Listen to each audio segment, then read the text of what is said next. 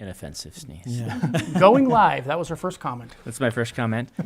Isaac sneezed away. Yeah. Hi. We might be live. If we are, let us know in the comments, in the chat. I am Brandon, your author for the evening. One more time, doing promo for the Kickstarter. And we have Isaac here. This is going to be a fun one tonight because the second hour is going to involve spoilers for Secret Project 4. And I suspect there are lots of interesting questions about Secret Project 4. So we will look forward to that. How's it going, Adam? We live? Everybody's good? So we're going to start off, as usual, with talking about the the reveals of. We have one new thank you gift for everyone supporting the Kickstarter, where we're going to spend a little of this extra money. And we have one reveal of a product that's going to be in the boxes. This will be our last reveal of the products. We'll want to keep everything else quiet so that you get surprises. Even as we have them coming in, we probably aren't going to reveal them on live streams and things across the next year. We're just going to keep them quiet so that you get them as cool surprises in your boxes. And then Isaac has an artist reveal for our fourth secret project. Yep. So first off, our thank you gift. If you haven't seen one of these before, we decided not to add stretch goals because it felt, I don't know, we already are the biggest Kickstarter in history. It felt a little odd to be like, and now more. So instead, we are just doing reverse stretch goals. As each week we are adding something new that we weren't planning to do before. Some of these have been upgrades to the books. This one is an upgrade to the boxes, to all of them, including the one that comes with gifts. And Kara wrote out how I'm supposed to say this. So these are the Cosmere character collectible pin set. So each, was that Kara? Did you arrive? I said it right? You did. Kellen wrote it out for me so that I could get it right. I like the alliteration in that. It's really nifty, the Cosmere character collectible pin set. So what we're going to do is each of the boxes, including the 4 with the books, are going to come with a Cosmere character pin. The idea is that we'll do these in the style of the chibi sticker art we did for the previous Kickstarter, though we won't be using most of that art or even any of it. I don't know. We are going to hire a new artist and have them do all of them so they match. Yeah. What Adam's going to show on the live stream, if he hasn't already put that up, are basically just other cute things like the wit. Right. Chibi and some of the other things we've done as stickers. I really love the wit one. Yeah. And that's my favorite of them all. So we're going to be looking for something, but they all be by the same artist, so they all match. Yep. And you'll get... So one of the things we wanted to make aware is these will not necessarily match the box's theme. Because we're adding this after the fact. This is a gift. This is not part of the theme of the box. This is partially because we want it to be the Cosmere collectibles, and so the 2 books, for instance, that aren't Cosmere, the 2 boxes that aren't Cosmere focused, Secret Project 3 and the Cytonic box, are going to have a Cosmere character in them. And we want the 4 books, probably because the thing that most people are getting is the 4 book boxes. Those have the most backers. We'll make sure that those are kind of core characters, probably, and then expand to other characters in the other boxes. Though, I mean, there's 12. There are more than 12 core characters in the Cosmere, and so I think they're all going to end up being core characters, but we'll figure it out. So that's what we're planning right now, and this one we might show off as time progresses because we've announced it as we get in prototypes and things like that on future live streams. So. Yeah. That's our thank you gift to you guys. Everyone who's ordered a physical reward will get those, and they'll be in your boxes. This is one of those things that Kara and the warehouse team are extremely excited about. They've come up with their plan on this one. I actually challenged them the first week when everything was going really well. We were like, all right, this is going to be way bigger than we had anticipated. I went to a meeting and challenged them to come up with something that would go across all 12 months that could be a really extra special thank you gift to add. And this is what they came up with, and I'm super excited by it. So that's our announcement number 1 of our 3 announcements. Announcement number 2 is the product reveal. This is something we've been asked about a ton. So we are finally going to be doing what you're asking. This will come in the Warbreaker merch box. Yes. It is going to be a Nightblood letter opener. So that you can destroy evil in the form of your bills as they come to you. It doesn't have to be used as a letter opener, obviously. It can just go on your shelf as a little thing. But we're going to do a Nightblood replica for you and put that in that box. This is probably maybe our number 1 merch request is little replica swords. Well, they're little compared to the actual sword size, but it won't be tiny. It's not going to be like that big. It'll be letter opener sized. People have been asking for these for years. Yeah. Since Stormlight 1 came out, I've been getting questions of when can I get like a Shardblade or a Nightblood or things like that. So now you are going to get a Nightblood. And that will be in the Warbreaker box. So that kind of gives you the breadth of the things we're doing. We talked about in the Wit box, the stickers that I want to do. We talked about in probably the Sander fan box, the notebook. We have this letter opener. What was the 4th one we announced? Oh, yeah, the playing cards, the Doomslug playing cards. That'll give you just an idea of the sort of things that we're putting in these boxes, along with at least 1 T-shirt. Not in each box. Not in each box. You will not be flooded with that many T-shirts. But that's the sort of thing that you'll be getting in the merch boxes. So now you kind of have as much information as we're going to reveal about what's in them. And I'm going to let Isaac talk now. Yeah. So the last thing that we're going to be revealing at this first part here is the artist for Secret Project number 4. And I'm going to talk a little bit about her really quickly before I even announce her name. So just a moment. Yeah. So Just so you know, I accidentally showed. okay, a never mind. So, Great. Let's go. Let's just go. Okay, So- show it, Isaac. Yeah. So Adam. the artist is Hernanda Souza. She is from Brazil. And the way that I met her is through Dan Dos Santos's SMART class that he does.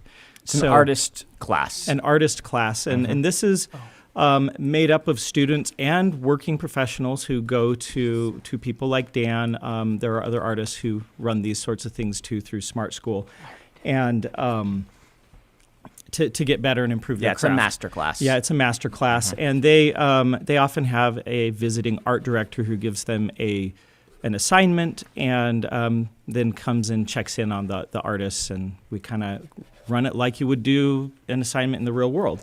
Anyway, we were doing Skyward pieces, and I noticed that Hernanda's Skyward piece was really well done, and that should be up on the screen there. So well done that we actually bought it from her. So, and then later on, I was looking for an artist for Secret Project number 4, and I started seeing Hernanda's art around, and at first I didn't make the connection. And then, I showed Brandon some of the art, and then I'm like, wait a second, I already know this artist. Yeah, you'd already pulled her art to be like, what about this person? Yeah. And then you realized it was someone you And then knew that had already actually worked for us. Yeah, so that was a nice reveal, and so I contacted her, and she's excited about it. I asked her to send me a few things about herself, and she says that she has worked for Hit Point Press, Paizo, Upper Deck. She's illustrated for Magic the Gathering, has done cover art for Marvel Comics. I think the second slide has a piece of hers from Marvel Comics, and you can see her breadth of style, that she can go very realistic like a Magic card, and then go over and do almost very comic, bright style art. So she's very versatile. And she also works as a concept artist and fantasy artist for video games and other projects that she can't announce. She did graphic design at a Brazilian university, but there she met other people doing digital art, and that kind of set her off to going into the video game market to work for indie RPG companies. So she says, I love to do art. I love the amount of possibilities to create something that sometimes can't be described through words. How drawing and painting can easily explain what words can't. Art and design are the first things to call eyes' attention. Funny, since the world is driven more and more by technology and fast-paced rhythm, our inner selves still know how to appreciate color, harmony, and draftsmanship. So very excited to be working with Hernanda on Secret Project number 4. And we might start showing some pieces during spoiler streams in the future when we get these. Not guaranteed, but it's possible that we will.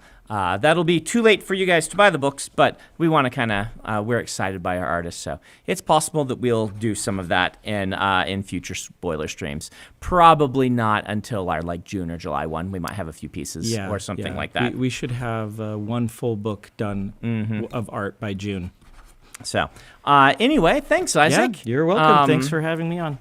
And I guess we do kind of have another announcement. Because my guest today on this stream is a good friend of ours who is now working for us. We have hired a new person for our company. I have something for you. Uh-oh. Oh, no. Let's clear some space for Oh, no. Oh, no. Oh, did this... that is enormous. What is this? Okay. Is this the thing when they contact us and said, so a while ago Bandai Namco contacted us and said, hey, what's your address? And we're like, okay. And so it looks like I have been given something, a very large Elden Ring something. Can I even get this open without... oh, nice little, wow. A nice little note from Bandai Namco there. You can barely see me. What do we have? Wow.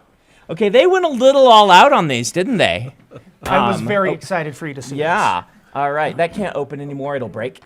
So we have a letter with the seal on it. We need a Nightblood letter opener.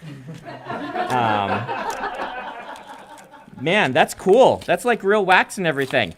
And they have a lore piece here.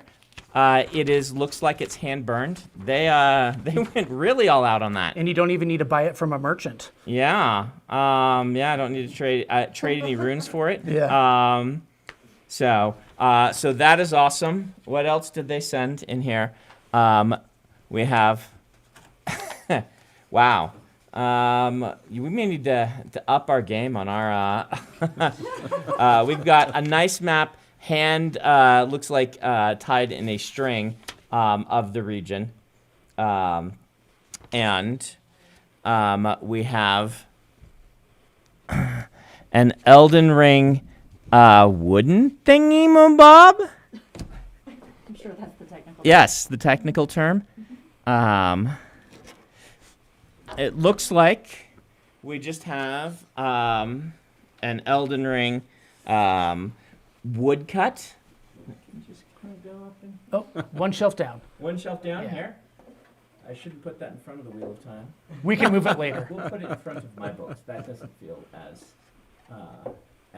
yes. We'll find a place for that. Wow, this is kind of crazy. You guys are crazy. I think we got a cloak, guys. Does someone want to model the cloak? I think Matt should. Matt, do you want to model the cloak? I should do that. Yes. Is that my Welcome to the stream. He's not even showing right now. I'm just showing you right now. Oh, are we? And, well, we have a sword. They legit sent us a sword. I think that's a letter opener. Yeah. Oh, That's yeah. Yeah. Hopefully you don't get bills that big to require that. They sent us a sword, guys. That's pretty cool. Oh my goodness. And little things to put together to hang it up. I'm hoping we can put it in the stream room, but I will let you decide where you we want can it. totally put that in the stream room. We opened it on stream. I had no idea this was coming. I thought they were going to send me a copy of the game, which this is cooler. I can buy the game. I love getting weapons. This will go on our wall of weapons. So hey, thank you guys. I appreciate that. That is super awesome. You're gonna have to find a good place for this, Adam. Okay. And it is not edged, so don't worry. I'm not gonna cut my hand off. So. Well. Sorry, we hired George instead of. No, they should have hired George. Well, I don't want to That's the joke. spoil anything, Brendan. You may want to read the note that yeah. was on the top real quick. Yes, yes. I'm not sure if you want to read it out loud, but you may want to read it real quick to see if you want to discuss it. I'm not sure. Let's see. Yeah, well, they are interested in perhaps doing something together, is what that says, which I am as well. I actually, this is how I roll. I actually have a pitch for them in the back of my head, that if I ever had a chance. So I may have to send them my pitch. And see what they think. Well, I warned them that this was going to be happening, so they will Yeah. be watching this They'll be when watching. they wake up. Yeah. I always have a pitch for everything. Surprise, that's surprise. the thing. Wow. Yes. Like if I were ever going to do a Soulsborne game, what would I do? And so, I spent like just like you guys know what happened when I thought, I wonder what I would do if I ever wrote a Magic the Gathering story. And so I spent like 4 years developing a Magic the Gathering story so that when Magic contacted me and said, hey, do you want to write a story? I'm like, yes, I already have one. And I will write it. And I did.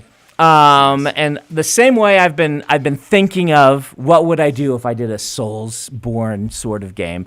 Obviously, I don't get to decide that, right? But just had it in the back of my head. So maybe you guys will hear something from me. I have some ideas. I always have ideas, but that was really nice. I appreciate that.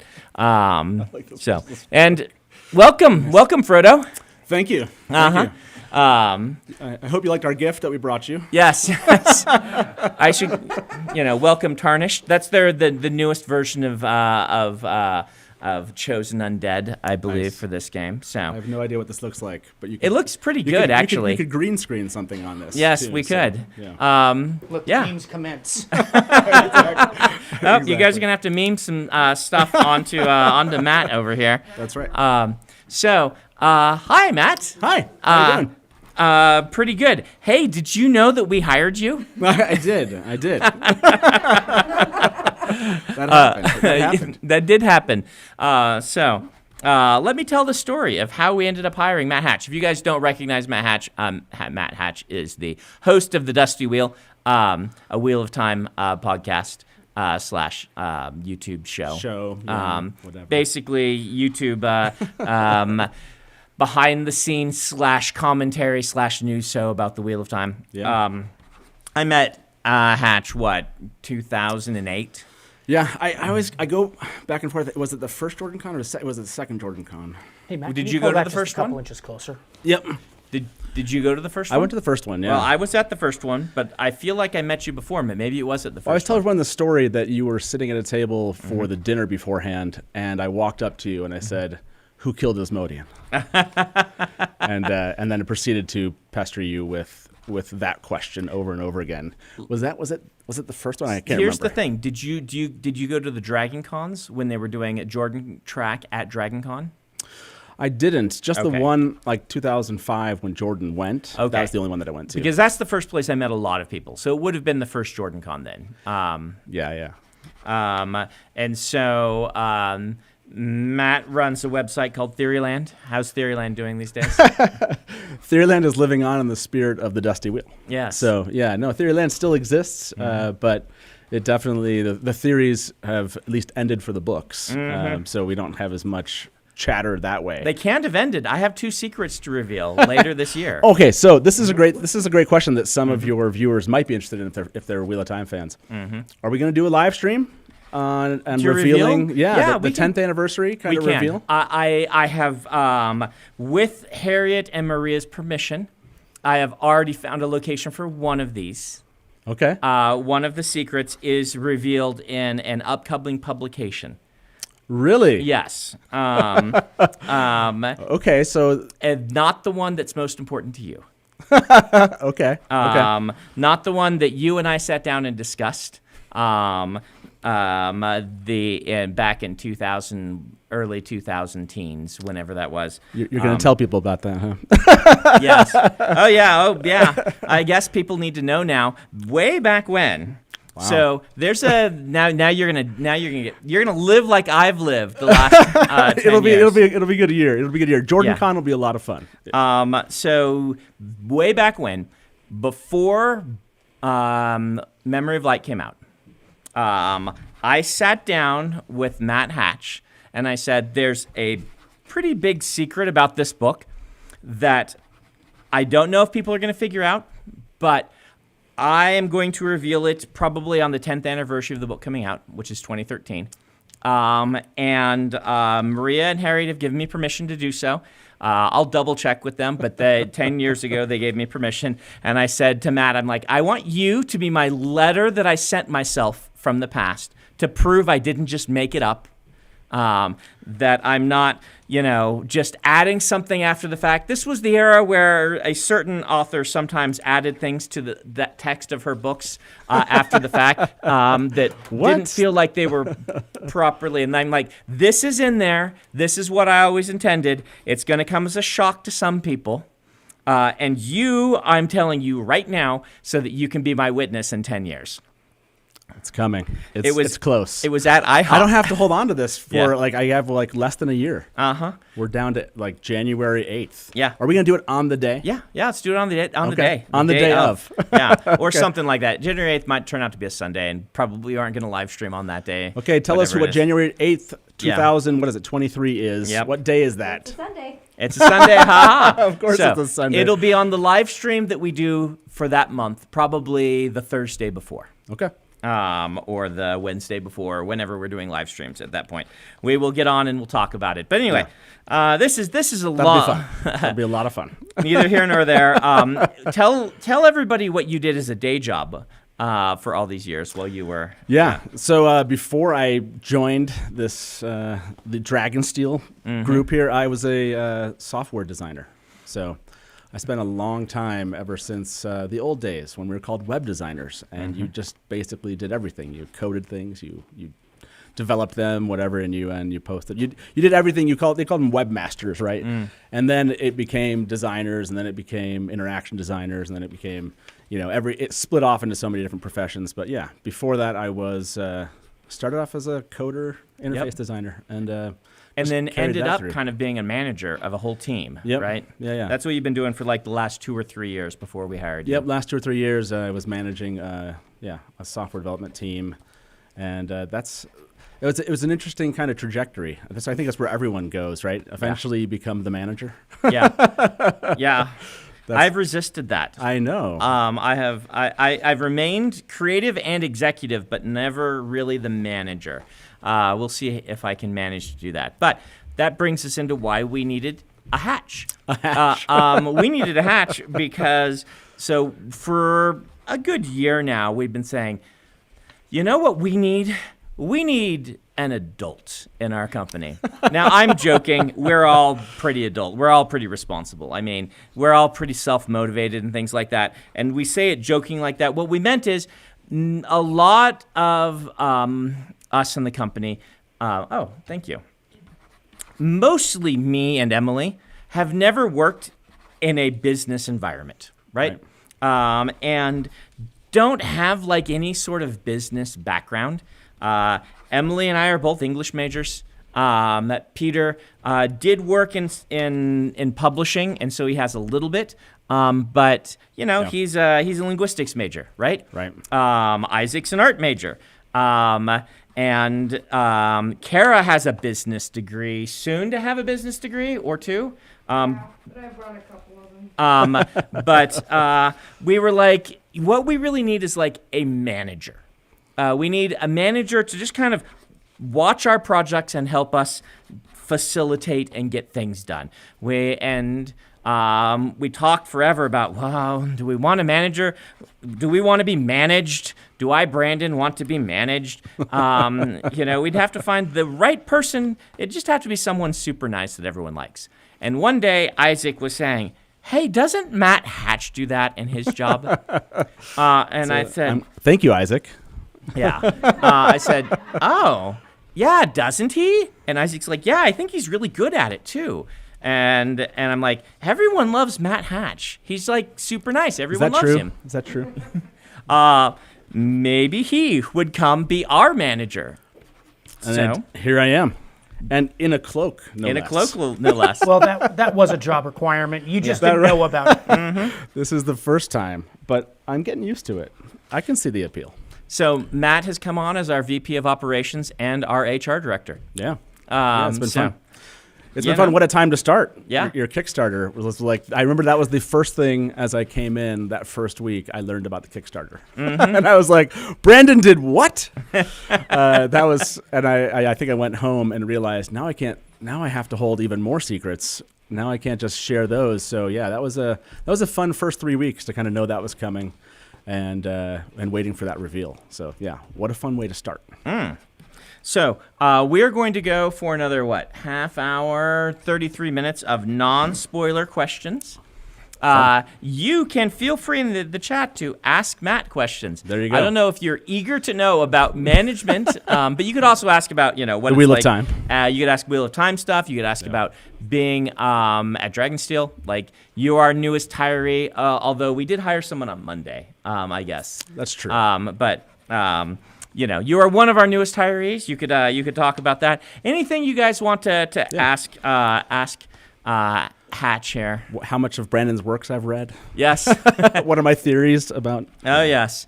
Hatch likes to have theories. I remember you being pretty excited when Stormlight rolled around, as I recall, because there wasn't as much theory crafting to do for like Elantris or some of these things. It was when there was the Cosmere and more of this. That's kind of where you shine, is you're like, what about this theory? What about this theory? The good thing is you already had like a whole group of fandom that were already running the Theoryland version of your stuff, and I realized that I could just have the fun of just reading and being curious, and not have to have the other side of that, which was run an entire community that's doing that, which is let's be honest, a lot of work. Yes. I mean, you have a whole group of people to my left that are running your communities or taking part in kind of those kind of things. So, yeah, I just got to have fun, which is, I think it was at JordanCon.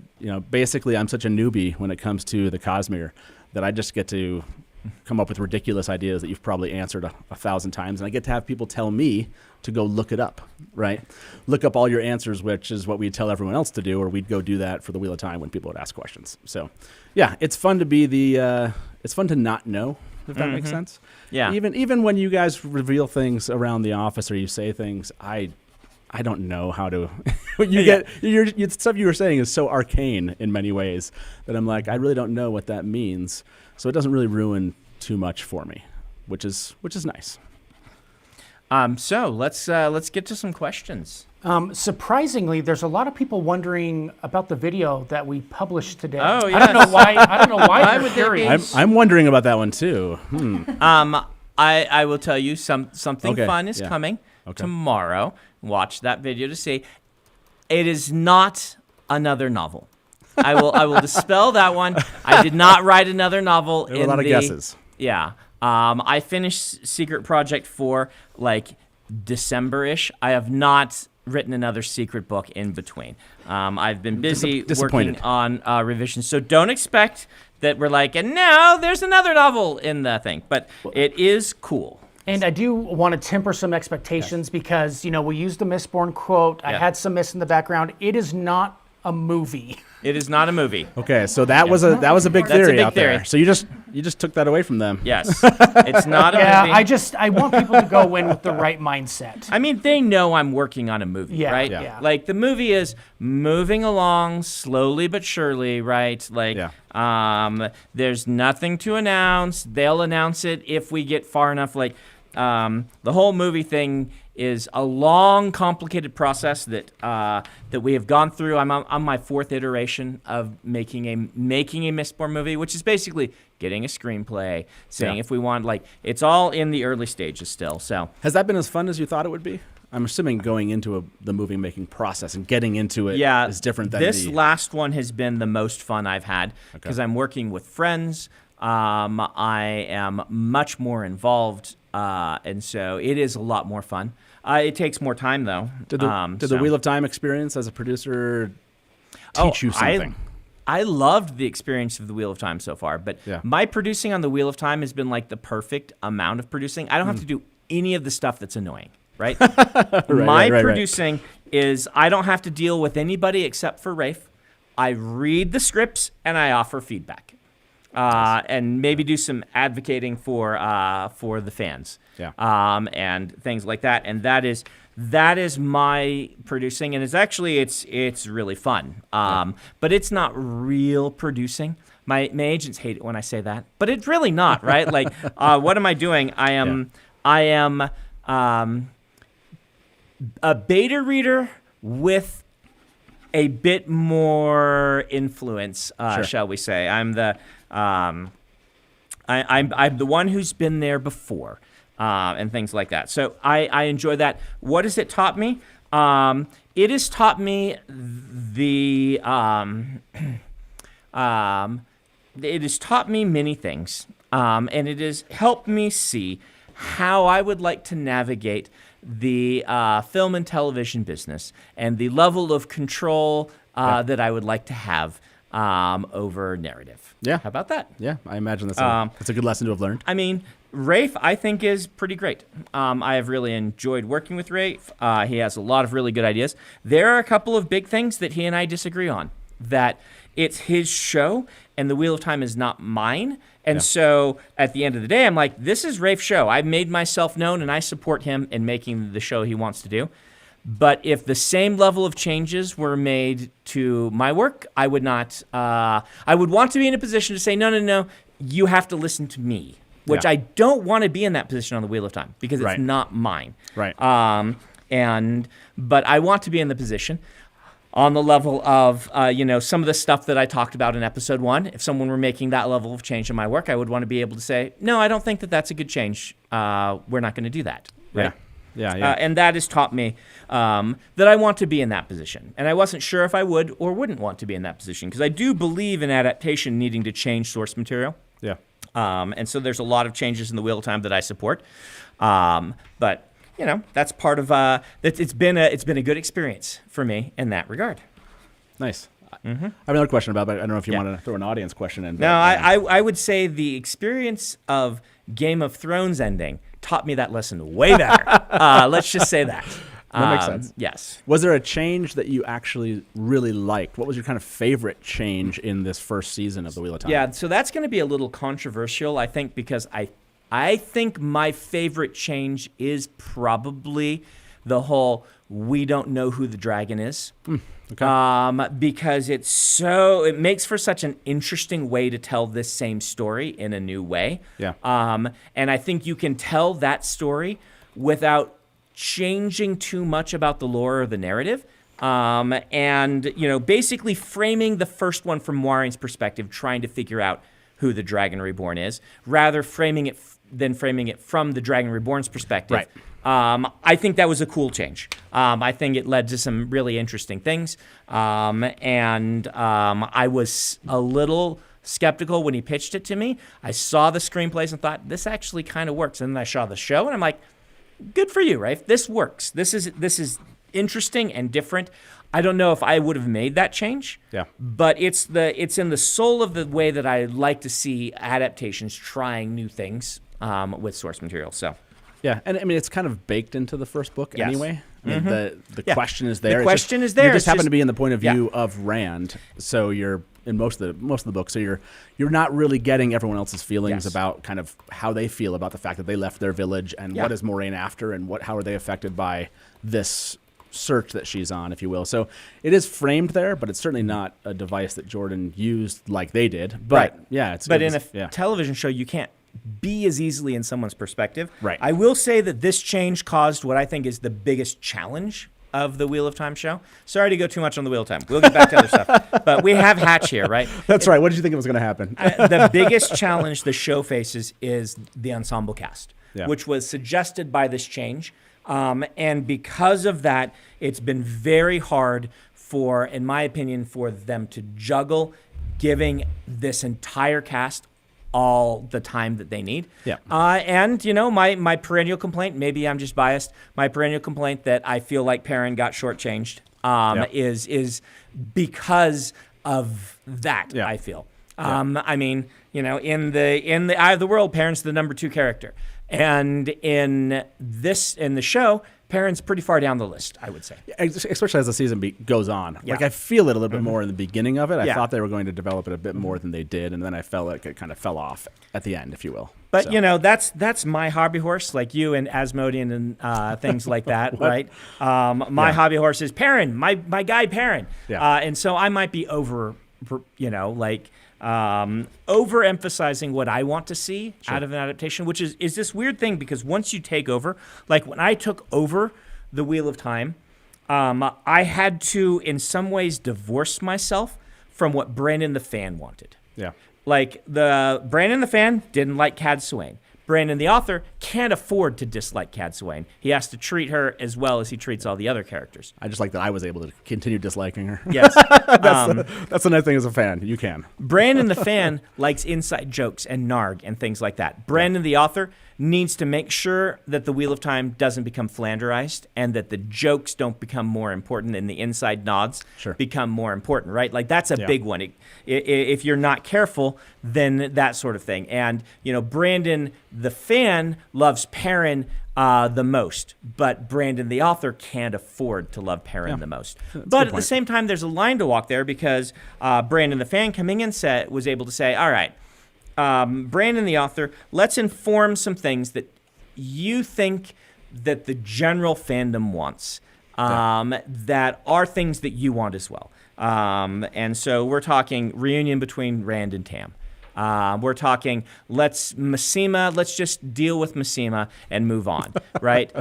Let's take Perrin's arc and push it into the end game, where it feels like Perrin's arc has been stalled for a little while. And those are things that the fan informed that the author took and ran with. So there is a balancing act to be had there. For sure. Okay, I'll stop at the Wheel of Time for now. Yeah, just for now. Non-Wheel of Time questions. Well, I have just one. Okay. Sean Rains wants to know how benevolent a god is Bella. It's a good question. You know, Bella the creator is. Bella I like Bella the avatar of the light. You know, more so than Bella the creator. Yeah. I mean, to all of you Bella fans out there, Bella's more like the Shadar Haran. Did I say that right? Yeah.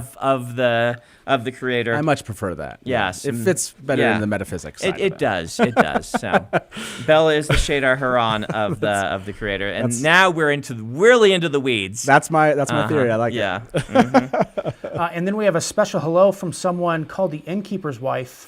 Hello. I'm assuming this is someone you know. This is actually my wife. Yes, she's great about joining our live streams. She jumps in there, and people have a lot of fun chatting with her. So hello from Dragonsteel, I guess. Mm-hmm. So yeah, your family's delightful. We like your family. I like them. Mm-hmm.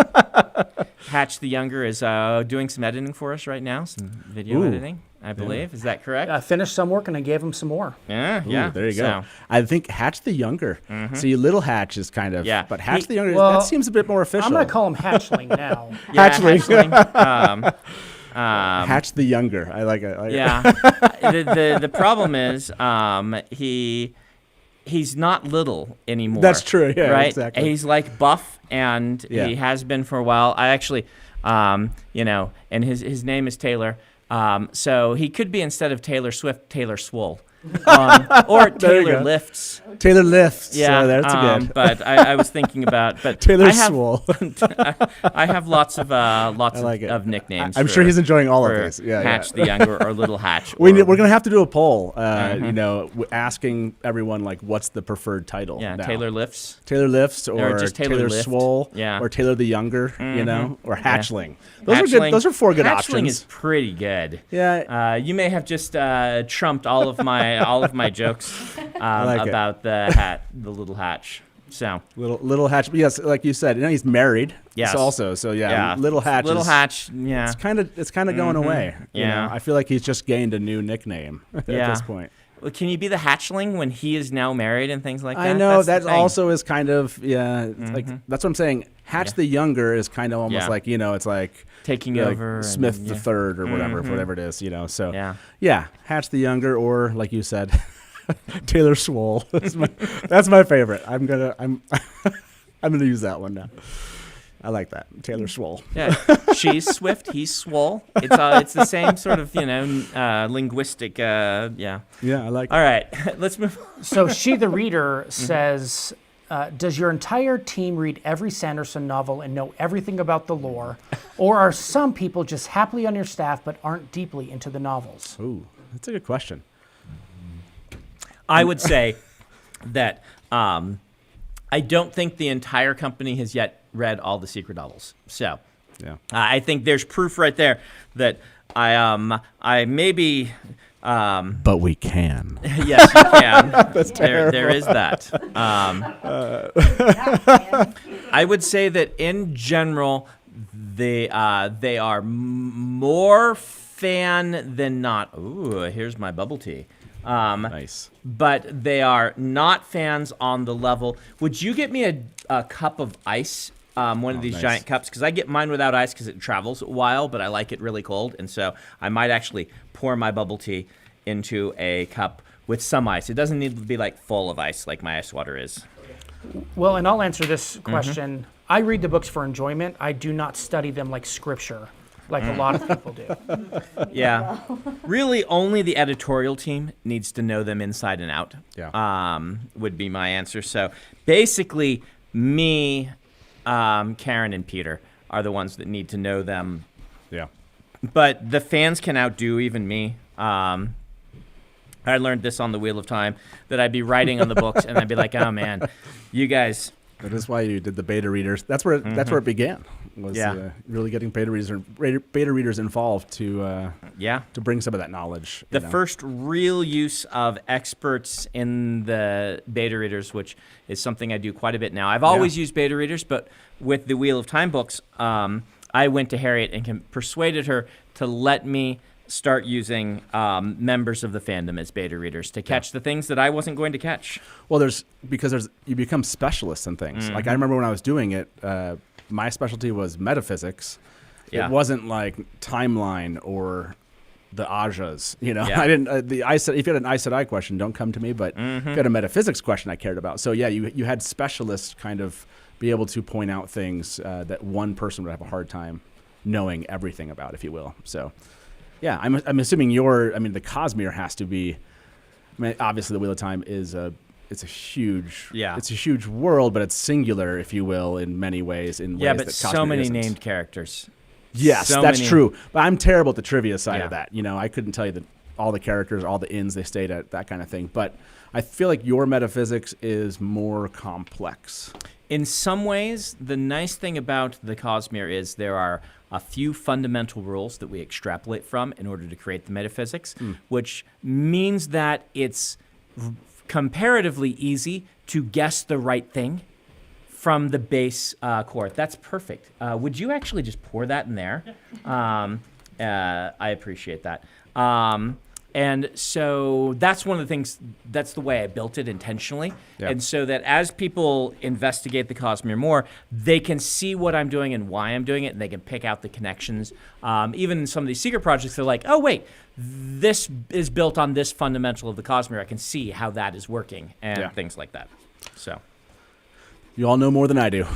That's Potato says, If you had to give up ice or salt for a month, which would you pick? I would give easy. up ice because you can get water really cold without it being iced, and get close to the same experience. Salt would be harder because it's like, do I have to give up like all salty things? Like, can I no longer use ketchup or soy sauce? That's an important question because I think I would give up salt as long as I could have salty things. Right. And like I could make it work, but I think you can give up ice and still have really cold water. Like I use a water bottle nowadays, and the water bottle keeps the water pretty cold. So the reason I have this thing with all of this ice in it is I tend to like my water just really cold. Yeah. I'm with you on that. And like I want there to be as much ice as there is water. And if you when you fill up a cup, you fill it up to the line of the ice. That's as high as you go, because otherwise your water is going to be slightly less chilly. Yes, And- which is unacceptable. That's why I would have picked ice. As long as I could have salty things, I would definitely pick ice. See, and I think having salty things negates the question. I think it's Yeah. no salt, nothing. Because if there's no salt, like the number of things that salt is in, It's everything, basically. I mean, it's Then yes, I would. yeah. At that I point, mean, then you would yes. die. Salt is in you. Yeah, exactly. That's So- what I'm saying. Yeah, then I would take salt. Yeah.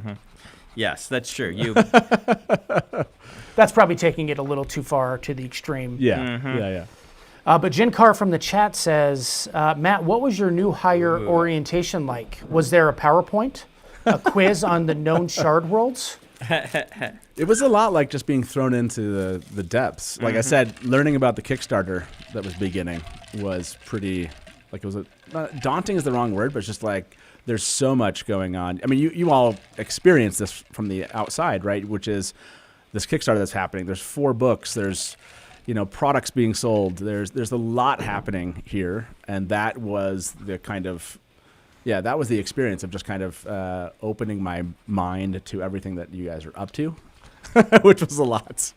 we are ambitious around here. Yeah. Yeah. So that's there wasn't less PowerPoint and more just kind of like opening a vault, if you will. Like that was the experience. Carly K from the chat says, how hard is it to stay in management mode instead of diving deep into the theories at the workplace? So this is tough, I think, because everyone's talking about. I mean, it's been the first time I've ever worked actually around publishing, right? Around writing, and so would I love to come in every day and just pick up a book, and read it and ask questions? Sure, but so I think it's tough when you hear people talking about it. Thankfully, that's having an office and a door. Close the office and try to ignore the conversations going on. Yeah, your in the office hallways. is the worst at keeping out sounds, though. Yes, that's. Yeah. I hear so many conversations. It's tough for me. I definitely have to put some ear. We may have to put some soundproofing at the bottom of that door or something. I used to do phone calls in there before we hired you, and I know that's the one that it's not as It is the office that has the nicest decor, just naturally of all the offices. It's got nice glass windows. It's a beautiful office. All windows, glass doors, and But I certainly can speak to everyone across the across the office from my desk. So I think for me, maybe a little bit more difficult because I do hear the ins and outs and people coming in and talking about things. I have to kind of purposely tune that out because I want to be. Who doesn't want to be talking about these books and being around it all day it's wonderful. Hatch, did you not get a bubble tea? I did not get a bubble tea. I didn't even know bubble tea was. I don't even know what bubble tea is. So, That humorously, guess whose fault this is? What? Is it That- Helen? Yes. Oh, Matt wasn't told. But Thanks a the lot. chat Yeah. started, and she looked at me, and she had this just panicked face. She's like, "I forgot about Matt for food too." So sorry there. Lex. We got Lex. We were able to do Lex. that. We did that. So Yeah, bubble tea is Taiwanese. It's tea in the Asian sense, which means tea is got a very vague definition. It's a drink with stuff in it. Like this. What one are is- those things I'm seeing at the bottom of the glass? So these are bobas. Some of them are bobas, which are little tapioca balls. Fun. And I'm assuming they. And then lychee jelly made out of coconut. How much of that flavor seeps into the tea itself from the? More that this is. I have coconut flavoring Okay. in my tea. It's a milk tea, so it's like a cream and sugar and coconut.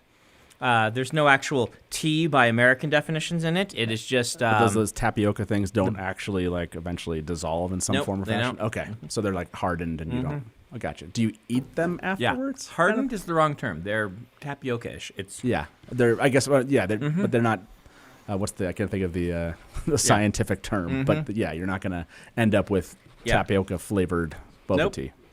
You might if they stay too long. I've never had that happen. They actually seem to harden if you leave them too long rather Okay. than soften. I gotcha. Or Yeah, yeah. things. But anyway, when I was first in Taiwan on tour, bubble tea had not been a thing when I lived in Korea. It's probably there now. But in Taiwan, at the night market, you would walk along and they'd have these stalls. And in Asia, like much of the world, they like to use other languages to pop in their signs and things. English gets used and things like that. And so you would walk past these stalls and they would say, "Wow, real frog eggs." And then have a drink that looks like this with these little bobas, the black things. I add the jelly as well because I like that. Reminds me of a Korean drink that I really like that had the jelly in it. But I had never had anything with the bobas, and I'm like, frog eggs, eh? And I thought they really were frog eggs for the longest time until I tried one. I'm like, oh, that is not a frog egg. What is that? That's pretty. That's pretty daring until you tried one. I don't know that I would be into frog eggs or trying them. So. Well, you know. By the way, I love that this cloak, for anyone that joined after you opened that box, this looks like some hazing ritual for your new employees. It's like, I think everyone that's new that comes on this has to wear this cloak. Has to wear from the now on, Elden Ring yes. cloak. Yeah. The next hazing thing is you have to make lamba spread for everyone or limba spread. That's my next one? Yeah. Okay. Elden Ring fans, you should tell me what build I should do for Elden Ring because Dark Souls 3 I did Giant Greatsword. Nice. And that was the hardest of all the builds I've ever played. For Demon Souls, I did your kind of classic caster with very little swordplay. For Dark Souls 2, I did a polearm, and Dark Souls 1 I did a polearm, and Dark Souls 2 I did twin swords. So I'm thinking faith build with giant hammers, but let me know in the chat which build I should do this time, because I like to do a different build each time I play one of the games. Daniel Green challenged me during one of his Twitch events to get to a specific boss, Soul of Cinder, I think it was, in 24 hours in Dark Souls 3, is it? Or is Okay. It? And he said if I did that, he offered a variety of things that he would do through his channel if I could do it. Okay. I've never played Dark Souls before, Okay. but everyone in chat, as soon as he said 24 hours, said, that's impossible. So I was like, wait, you gave me a challenge that's impossible. But now I want to try it. For a new player, probably. I know. I want to try it. Now I need to, I feel like I should go back and play Dark Souls 2 or something and get used to the Yeah, game. you should, definitely. Well, I'll say Elden Ring is my first, and I love it. What's your build in Elden Ring? Just melee. I can't remember the name of the class, but 2 swords, small ones. Paired swords. Okay. Yeah. What's the closest analog to Elden Ring so I have an idea of what it, like... What is the closest analog? They're their own genre, which is the cool thing. They built their own genre. Okay. It's like So it's not Skyrim. It's like Skyrim if the swordplay were good. Okay. Right? If the swordplay were good and the level design was very intentional rather than kind of so there's fewer levels, fewer dungeons. Like Souls games before weren't open world like Skyrim, but Elden Ring is. Okay. Much fewer of those, but much more intentionally designed. Like the fun of playing Dark Souls, any of the previous ones, is when the level design starts to lock together, you get these moments where you're like, oh, this whole level's like a puzzle, and I can go from different parts to it. And that's a fun of these games that I rarely have in any other game. Gotcha. And then interesting vistas and beautiful sort of experiences. But they were all...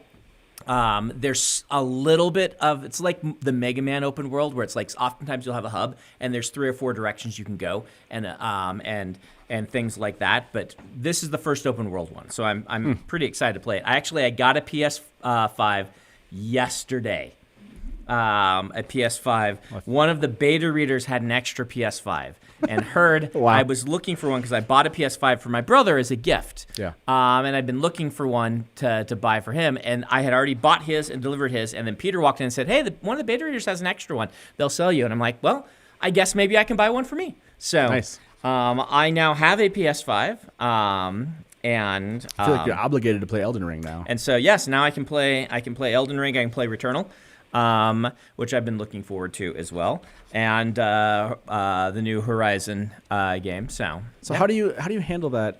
Like, so I like to call myself a retired gamer because like I can sit there and spend hours upon hours. Is it just like you write in the same way you just you give yourself an hour to play and then Yeah. you walk away and you can get back to writing pretty quickly? I usually don't do it until my work is done for the day. Okay. And so if my work is done, I'm allowed to do it. And if there is a vacation, I'm allowed to take like a week off and Gotcha. mostly just game. In those cases, what I'll do is I usually have 2 work sessions a day, a 1 to 5 and then a 10 to 2. If I'm taking time off, I will just the 10 to 2 one at night will just become gaming. Gotcha. Okay. Most Yeah. of the time in my life, I do those 2 sessions, and if I've hit my goals, then the last 2 hours are whatever I want to do with my time.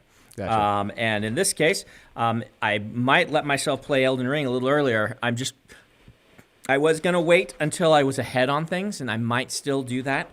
But now that I have a PS5 and an Elden Ring sword, I may need to actually play the game. That sword is impressive. That sword is impressive. Yeah. Nice So. job, whoever made that. So we have 3 minutes left. Do we want to try and rapid fire Yeah, the let's rest do of these some non-spoiler questions? Rapid fire 'em. I'm not going to say your name for quickness. Okay. Question for the innkeeper.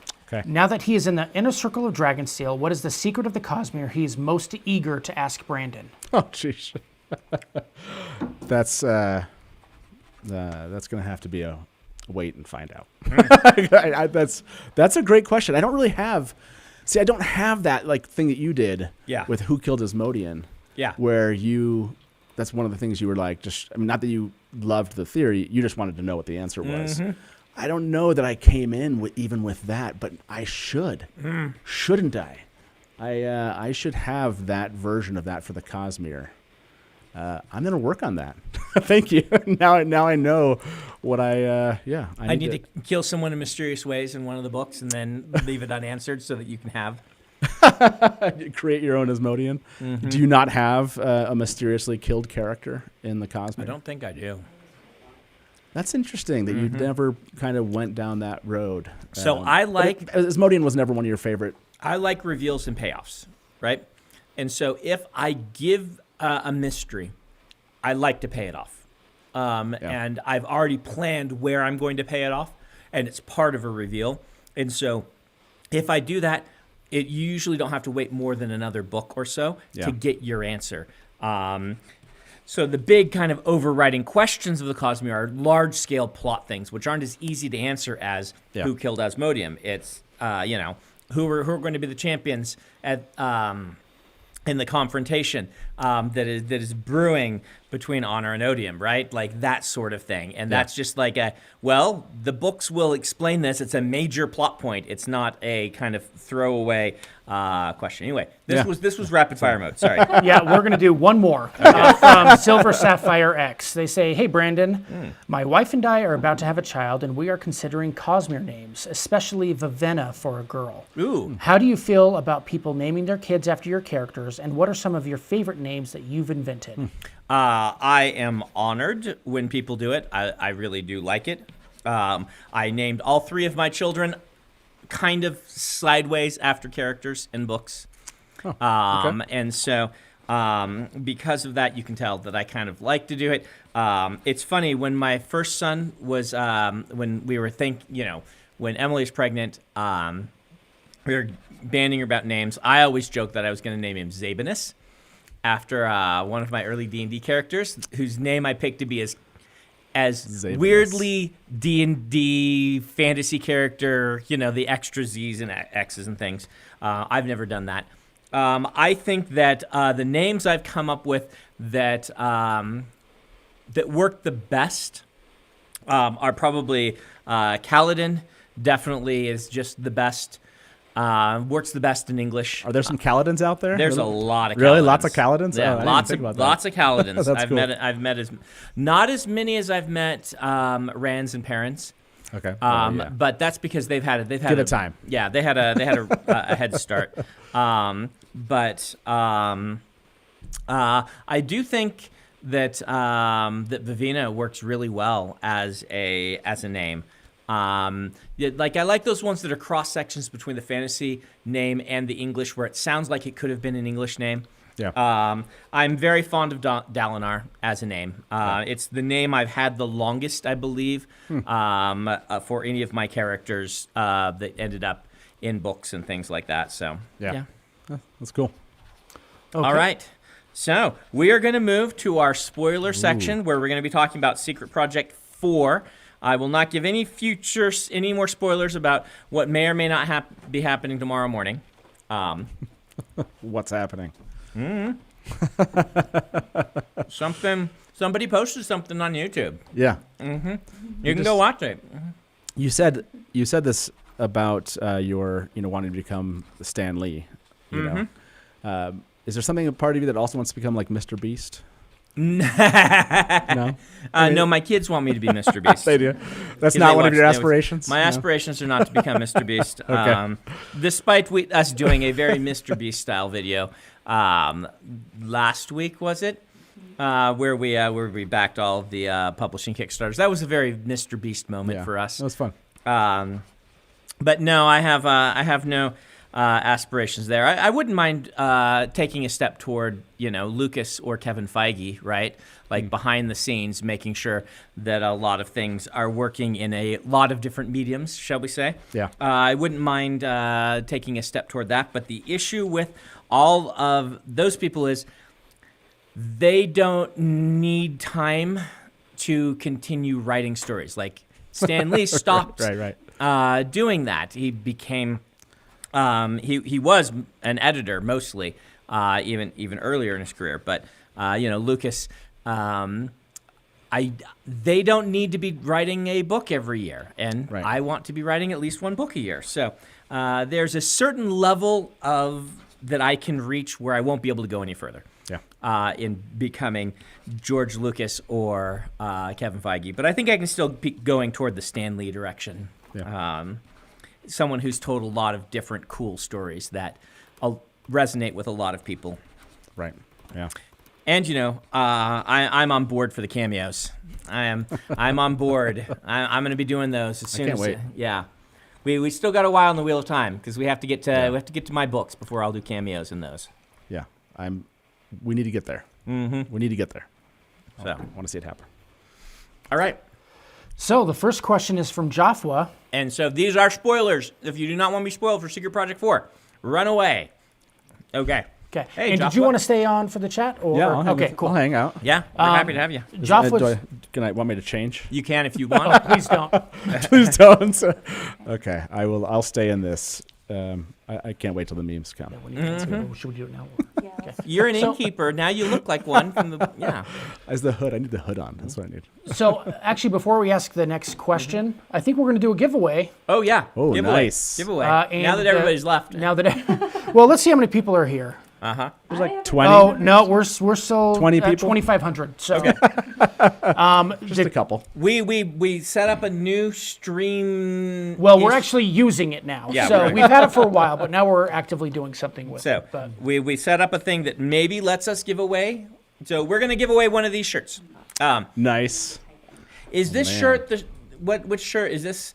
In the It's on our store. just on our store. Okay, so we have an MBOT shirt for sale on our store, designed by Isaac's daughter. Oh. And then redrawn by Isaac, but she did a really close to this drawing herself, so That's pretty adorable. Yep, it's MBOT hugging a mushroom.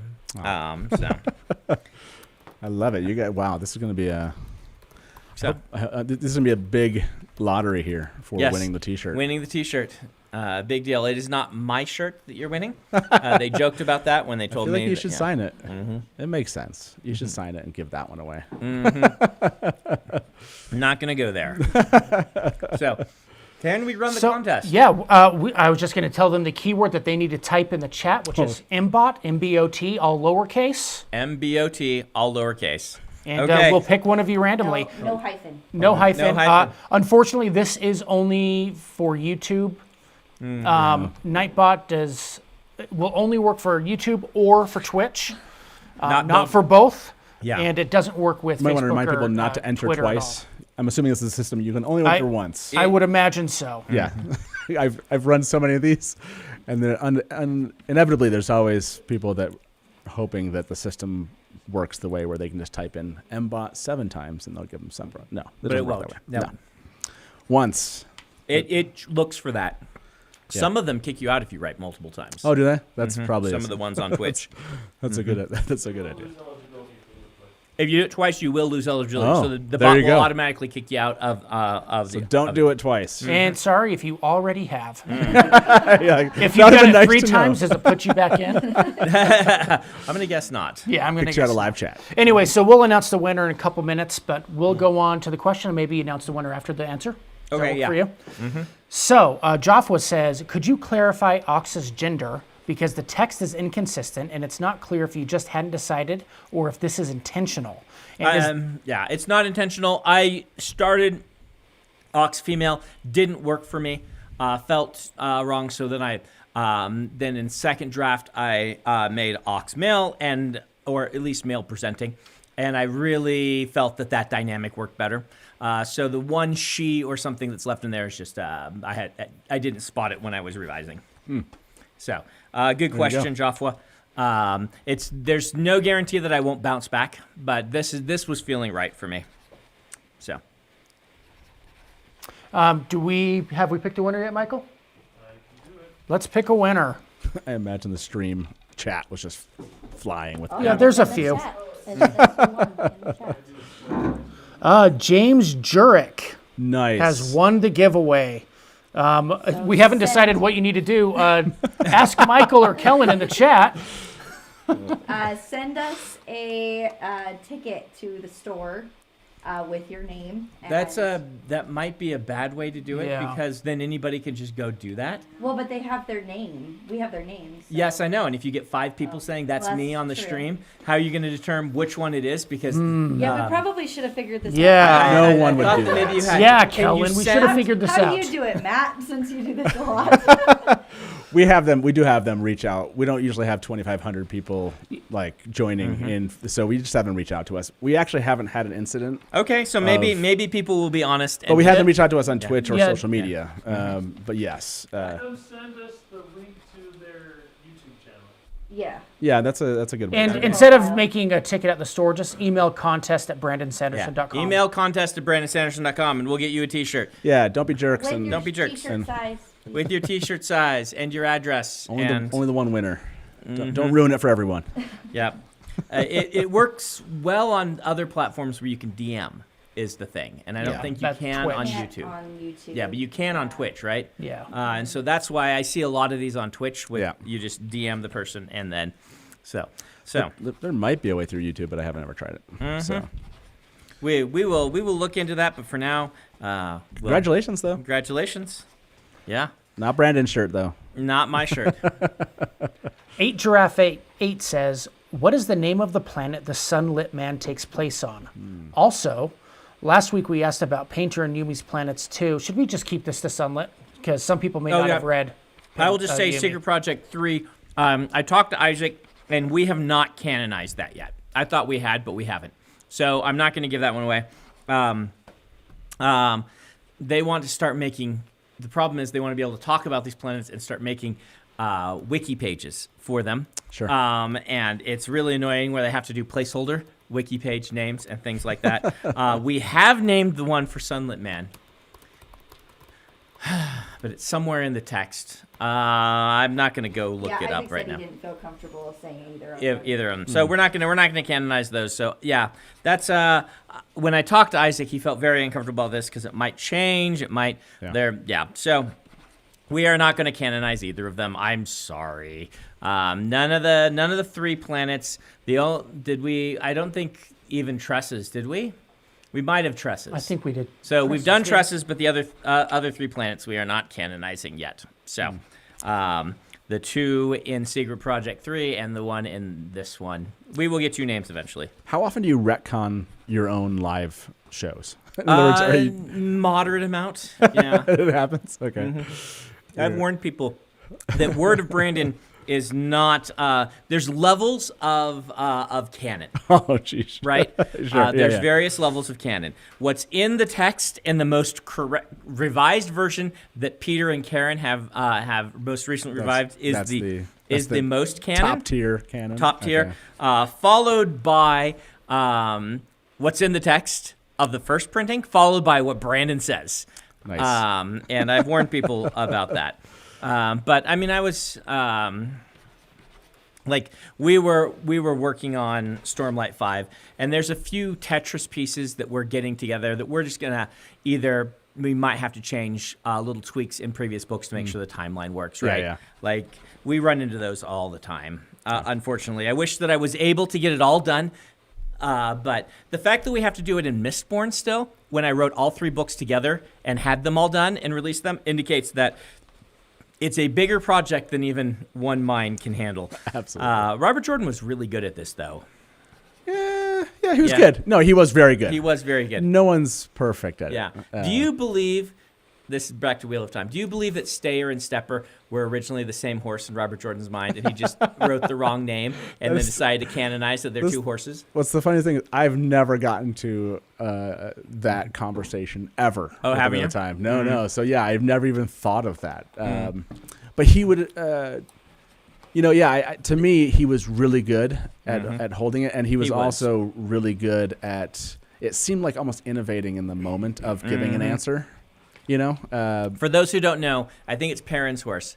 In one book, it's called Stepper, and then in the next book, the horse who's described very similar is called Stayer. And so a fan went to Robert Jordan and said, "Did you get this wrong?" He's like, "No, they're different horses." That's exactly how I would imagine he would answer that. Yeah, for sure. Guy can have 2 horses, so yeah. Jaffa says again, you decided to be upfront that Secret Project 4 is quote unquote Stormlight adjacent. Yes. If it's not a spoiler, to clarify further, would you say it is more or less relevant to Stormlight Archive than Secret History is to Mistborn? I'd say it's less relevant to Stormlight Archive than Secret History is to Mistborn, by a fair margin, because things that are happening in Secret History are really relevant to Era 3. What's happening here is not on the same level, but it is decently relevant to the future of the Cosmere, if that makes sense. The protagonist of Sunlit Man is a major player in the future of the Cosmere, but not as much in the future of Stormlight. Interesting. I just started. So. Adol RD says, should we assume that Sigil's Dawn Shard is the same that Hoyd used to have? Sigil, at one point, held the same Darm Shard that Hoyd used to have. I phrased that very intentionally. This next question from Argent Sun is prefacing the question with something related to Dawn Shard. Am I okay to ask that, or do you want me to hold off? How spoilerific is it? I would imagine it is. Okay, let's not spoil a Dawn Shard just in case someone hasn't read it. Sorry, Argent. Would you agree with that? Okay. I don't Thank you, everybody. I haven't. Sorry, Evgeny. So. Gracemu 8 says, does Sigil still have his Bridge 4 tattoo? Nobody, how should I say? Let's just, we will raffle that for now. Yeah, I'll just raffle that for now. Now everyone's going to be reading into nobody. Literally, that's all you had to say. And people are going to be like, nobody, and all exclamation points in chat. Or all exclamation points, See, what's amazing is how much information you do give to fans, and yet how much there is still unknown. See, Robert Jordan used to raffo so much, but I don't feel like you raffo as much. But it seems like there's just a never-ending amount of things to find out. less of a discovery writer than him. So I think that it's safer for me to give information Yeah. for two reasons. Number one, the fans understand that if I go along and it doesn't work anymore, I'm allowed to change my mind. Yeah. They know that. And I think Robert Jordan was more worried about contradicting himself, maybe because in his era without the internet, continuity and things you often had only the text, and revising the text was dangerous because then all the fandom couldn't have the same text, Yeah. right? Yeah. And that generation was not used to errata and video game updates and and nerfs and buffs and the way that we're used to kind of some things happening with our media. But either way, there's that. But also because I am more of an outliner, I have more of a plan directly of what's happening in the future, and I'm not as worried about contradicting myself. Yeah. So No, I'm sure makes everyone show up 2,500 people in chat hoping to get an answer because they may. they may. With Robert Jordan, it's like 2,500 people would show up and You get 2,499 Raffos. Yeah. And one, you need to have a love affair with the dog. He did have a way. That he did. James has reached out, and I have forwarded him to you guys. Oh, just awesome. so you great. know. Nice. There we go. Thank you, James. But is it James? No. I certainly hope so. So, It is nice that his name, we're presuming their name was was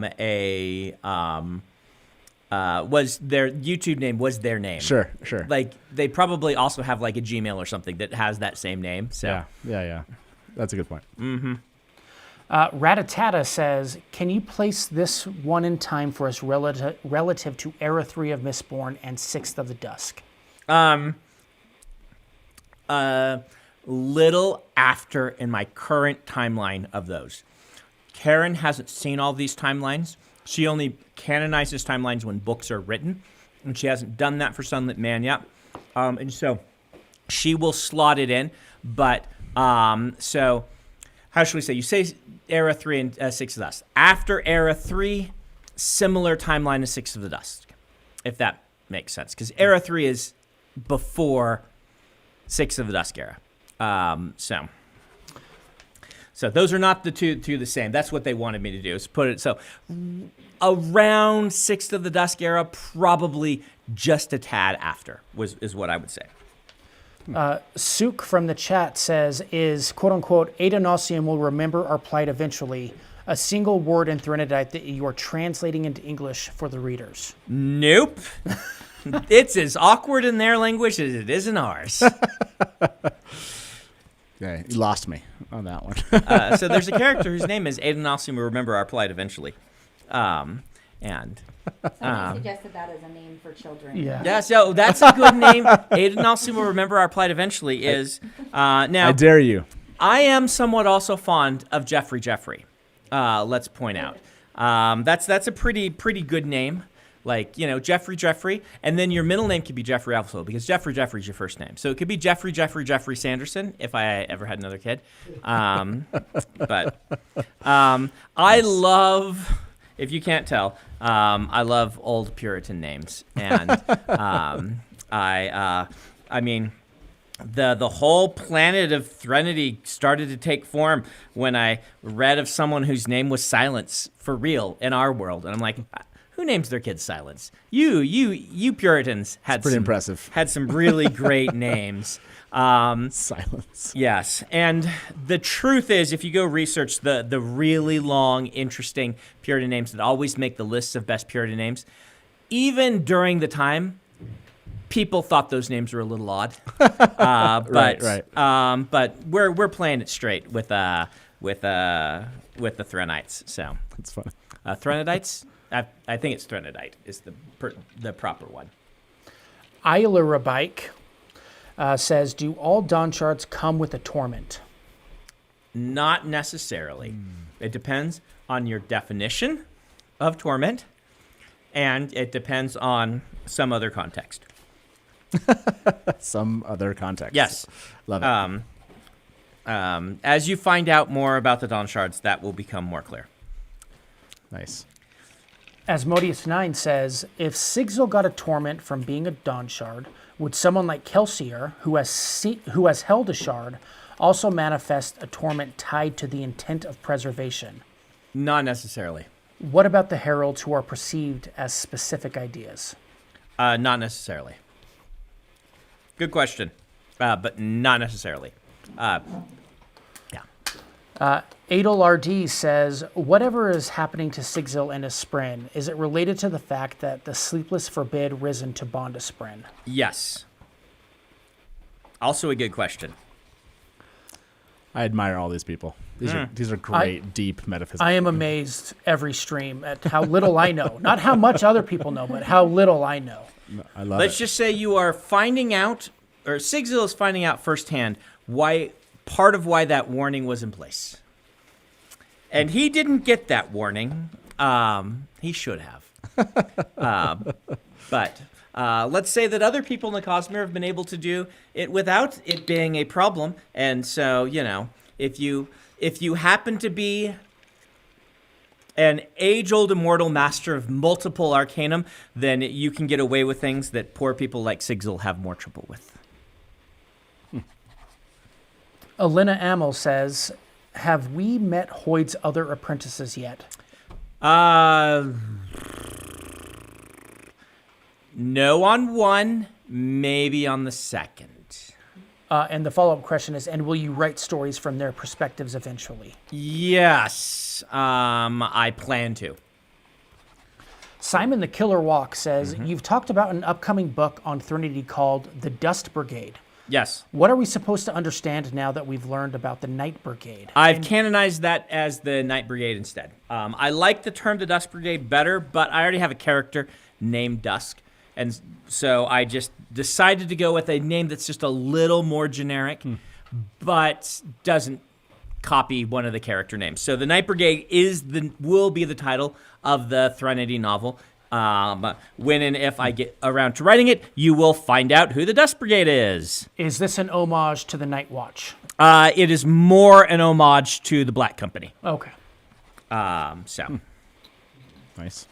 Helping Dogs says, can you share a little more about what made you decide to release this book before Stormlight 5? So there are these things that are like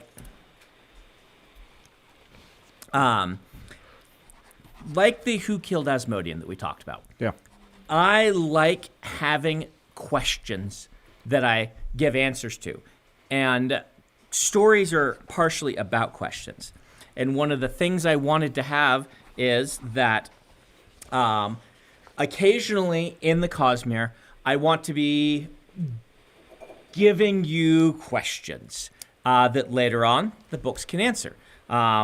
This is why the Aethers show up in Stormlight before I write an Aether book and things like that. And in this case, the question of, whoa, what happened to Sigil? I think is actually a nice teaser for Stormlight 5 rather than a spoiler for Stormlight 5, if that makes any sense. Yeah.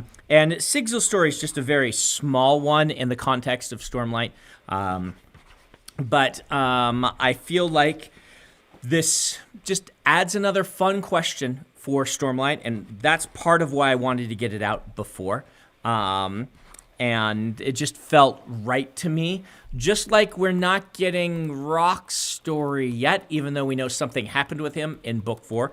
There are sometimes that I want things to be a little bit out of chronological order in order to inspire those questions, and I do kind of like the theories. So, do you have questions, though, that you've embedded that are not answered until the end of the Stormlight Archive? Yes. So there are questions there. Yes. Okay, so you still believe in that kind of still believe in that, but they're more vague, right? Like in Stormlight 1, there's a set of things called death rattles, which are the best, for Wheel of Time fans, the best mimic you have them is probably Min's visions. Okay. Right? Yeah. They are little hints of what's to come. Yeah.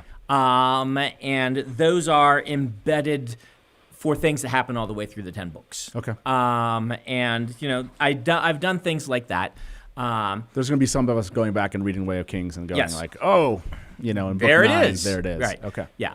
You should be able to do that. And there are other things that I don't want to highlight people's attention on. Sure. But there's another big one in the Stormlight Archive that I've been doing all through the books Yeah. that people don't realize is foreshadowing for the back 5 books. But it is. So that'll be very fun. I can tell you what that is after the stream. It's something that I can do in my work that's very hard for other people to do in their works. How about that? Interesting. Okay. Did you guys feel that wave of hatred that was just flown towards Matt? It was a very ominous feeling. Totally. They're like, he wouldn't understand anything Brandon told him anyway. Wasted. It's They're wasted. screaming at their screen. Totally. College Advice 12 says, Wit claims Nomad has seen more of the Cosmere than him. Is this assessment accurate? How has Nomad seen so much in comparison considering their ages? No, he hasn't. But he's been running from the Night Brigade for a long time, so he's been on a lot of planets. Hoyd has actually seen more, but Sigzil at this point is up there, probably top 5 for number of planets in the Cosmere visited. So while he's not, Hoyd is perhaps deliberately underestimating his own breadth of experience. Sigzil's is up there. T-Rex 6 says, Sigzil refers to skipping, and it's implied that this is how he is world hopping. Is this a method that doesn't require the use of a perpendicularity? It does not. Is that how he's been able to stay ahead of the Night Brigade, and would this allow him to visit planets without a perpendicularity? Yes. And yes. Okay. Well, there you go. Blame the 17th Shard says, is the skipping, probably just answered this, is the skipping that Nomad is doing a form of the surge of transportation specifically into the spiritual realm? So, perpendicularity isn't necessary, but it would be classified by most arcanists as falling under the surge of transportation. So, yes. Did you follow that, Matt? No. Yes. Void Blessed 27 says, can Hoyd quote unquote skip like Sigzil? Raffo, he hasn't been able to in the past. 8 Giraffe. You have not seen him able to do so in the books that you have read. If we take the current Cosmere timeline as being where basically Stormlight is with maybe the Wax and Wane books, like that's where we are in the real timeline of the Cosmere without the glimpses of future that some of these books are providing. Hoyd has no idea how to do this. I like how you're timelining your Raffos. Yes. Like, this is a Raffo, but with information. Yeah. So yeah. I consider where the Cosmere is right now in its main timeline to be right around the 10 to 15 year period that Stormlight and Wax and Wane are happening. Okay. And that's where we are in the Cosmere right now. But this is taking place way in the future. Actually, all 3 secret projects are fairly future era Cosmere. So Gotcha. basically, I'm just kind of building out. What's going on with some of these things is I want the Cosmere to be pushing toward a Star Wars, Star Trek-esque large universe of planets, Sure. where lots of interesting stories are happening.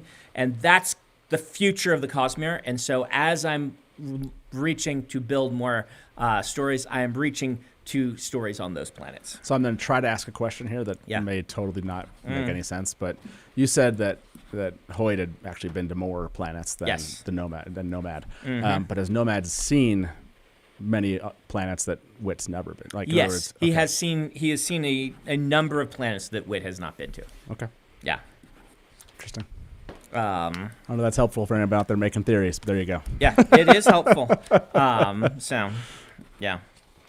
Brian Tillinger from the chat says, are there planets in the Cosmere in which there is no investiture, and could Sig accidentally skip there and get permanently stuck? So there are no planets with no investiture. You would have to have no matter.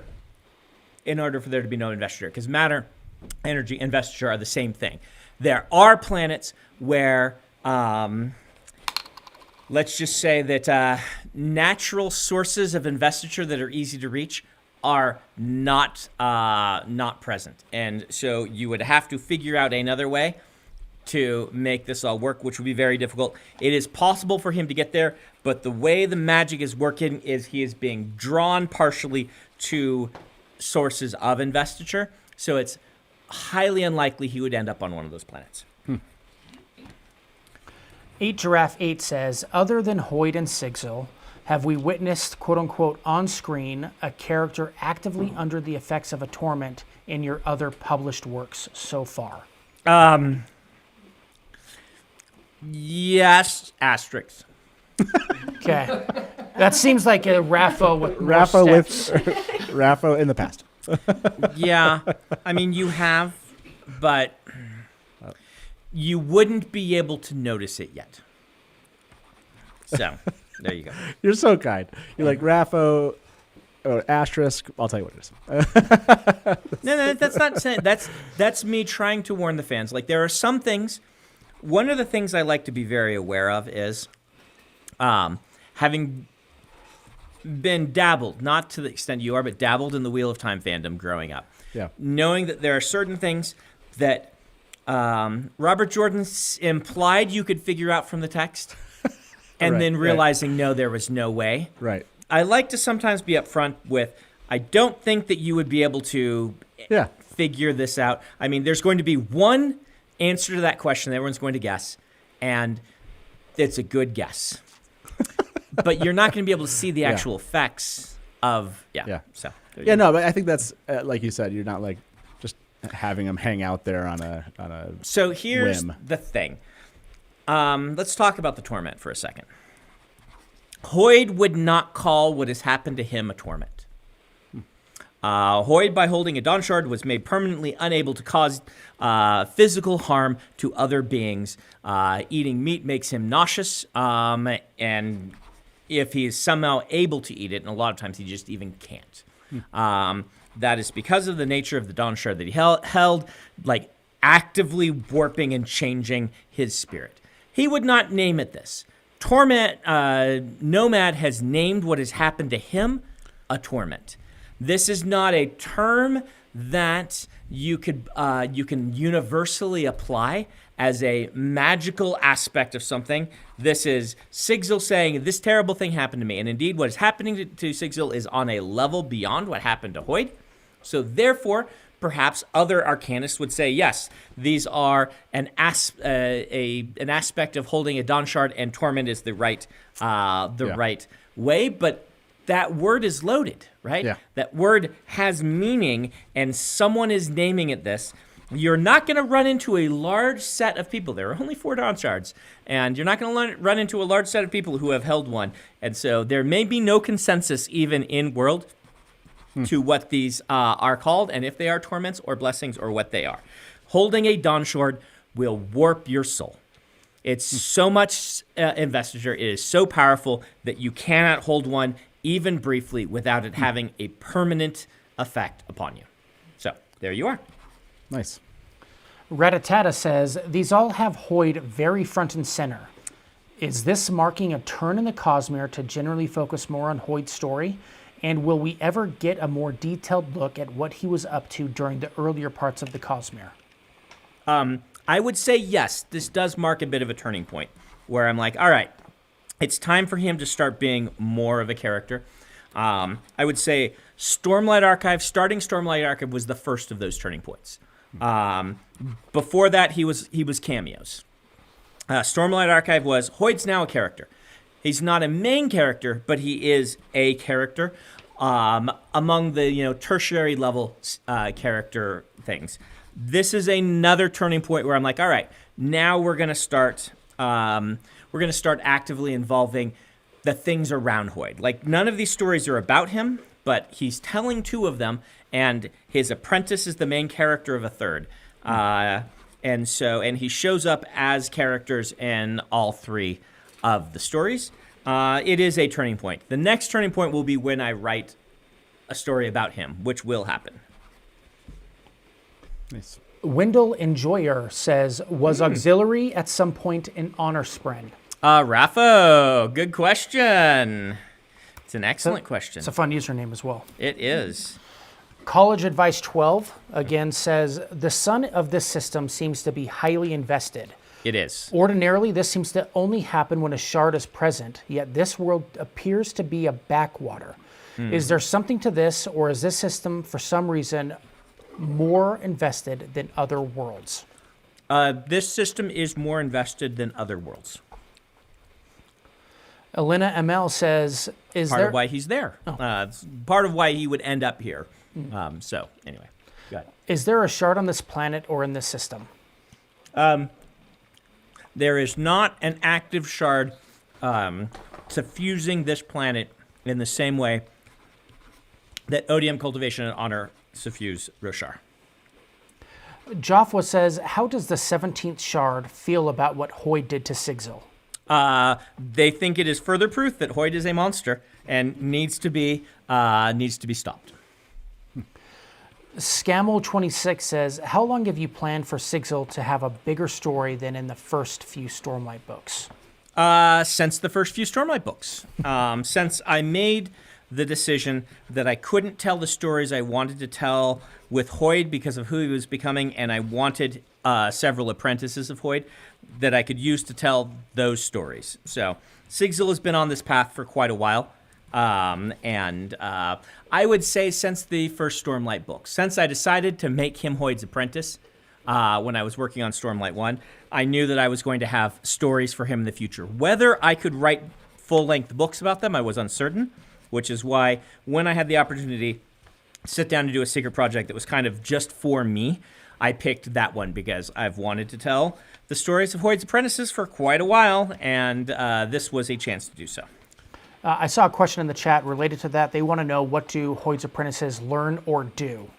They are apprentices in Hoyd's weird little thing that he does in teaching people about other worlds, other planets, training them in storytelling.